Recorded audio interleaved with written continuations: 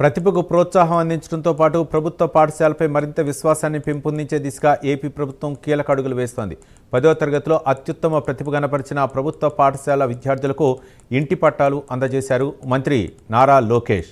అలాగే విద్య ద్వారానే సమాజంలో మార్పు సాధ్యమన్న మంత్రి భవిష్యత్తులో ప్రభుత్వ పాఠశాలలోనే నో అడ్మిషన్ బోర్డులు కనిపించే స్థాయికి విద్యా వ్యవస్థను తీసుకెళ్లడమే ప్రభుత్వ లక్ష్యమని స్పష్టం చేశారు.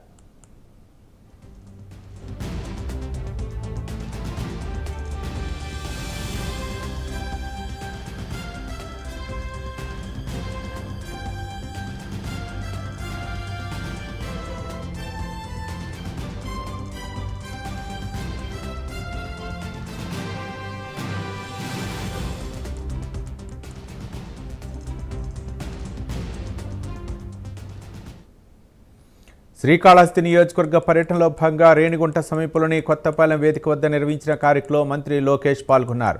ఎమ్మెల్యే బొజ్జల సుధీర్ రెడ్డి ఆధ్వర్యంలో 10వ తరగతిలో అత్యుత్తమ మార్కులు సాధించిన 3 విద్యార్థులకు 2 సెంట్ల ఇంటి పట్టాలు అందజేశారు. నగదు బహుమతితో పాటు ఇంటి స్థలం ఇవ్వాలన్న ఎమ్మెల్యే హామీని ఈ సందర్భంగా అమలు చేశారు.